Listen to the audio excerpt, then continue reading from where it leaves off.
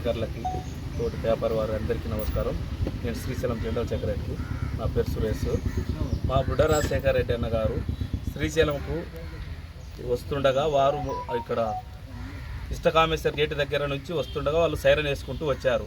MLA బండి convoy అని తెలియకుండా ఈ విధంగా మీరు ఎక్కడ డ్యూటీలు చేస్తున్నారని చెప్పేసి ఆయన శిఖరం దగ్గర ఆపి అడిగాడు. దాని మీద వీళ్ళు ఆయన కొట్టాడని చెప్పేసి ఆయనను మీద కేసులు పెట్టడము ఈ విధంగా చేశారు.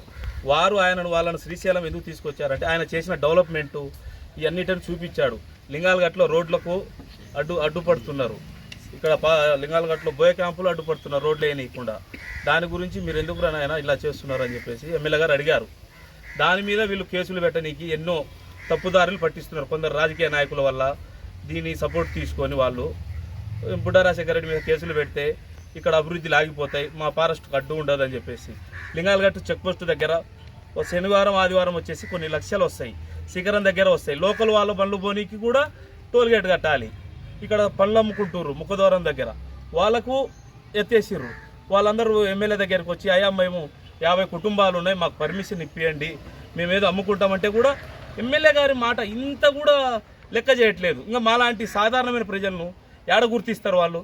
ఫారెస్ట్ వాళ్ళది చాలా ఇదైపోయింది దందా. అదే రాజ్యం, మేము చెప్పిందే వేదం. వాళ్ళు కొన్ని కోట్ల వర్కులు చేశారు, కొన్ని కోట్లు స్కాములు చేశారు.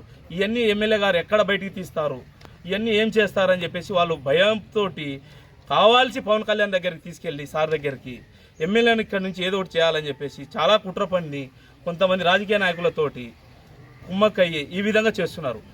ఎమ్మెల్యే గారు బండి తెలియదా? ఎమ్మెల్యే గారు బండికి సైరన్ వేస్తారా? అంత ఇదిగా బతుకుతున్నామా మనం లోకంలో? ఎమ్మెల్యే బండి ఏదైంది కూడా తెలియదా? ఆయన బండి వస్తే ఆడ ఎంతసేపు సీసీ ఫుటేజ్లో కనిపిస్తుంది కదా, బార్గేట్స్ తీయనికి లేదా? మనిషి పోయి చూసి ఎవరు అని ఆరన్లు కొట్టి తీసేదాకా ఆపుతారా? ఎమ్మెల్యే బండి వస్తుందంటే తీసి పంపిస్తే ఎంత గౌరవప్రదంగా ఉండేది. దాని విషయం మీద ఆయన అక్కడ ఆగిన బండ్లు చూసి చాలా బాధేసింది ఆయనకు. ఇక్కడ దేవస్థానానికి దర్శనానికి వచ్చిన ప్రజలకు ఈ విధంగా బాధ పెడుతున్నారు వీళ్ళు అని చెప్పి వాళ్ళ బండ్లు పంపేనీకి దిగి అక్కడికి వెళ్ళి చూసిర్రు. దాన్ని వీళ్ళు చాలా రాజంతం చేసి ఈయన ఉంటే మనం ఇక్కడ దోచుకోలేమని చెప్పేసి చాలా ఇదిగా చేస్తున్నారు ప్లాన్. అంతే.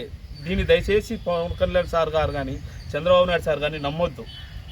వాళ్ళ మిస్సెస్కి బాగాలేకపోతేనే సారు ఆయన ఆమెను హాస్పిటల్లో పెట్టి ప్రజల కోసం పనిచేశాడు. అహర్రాత్రులు తిరిగి ప్రతిపక్షంలో ఉన్న అధికారంలో ఉన్న చిన్న కుటుంబం వెళ్ళి కూడా చెప్పినా కూడా ఆయన వింటాడు. అంత నిస్వార్థపరుడు బుడ్డ రాజశేఖర రెడ్డి గారు.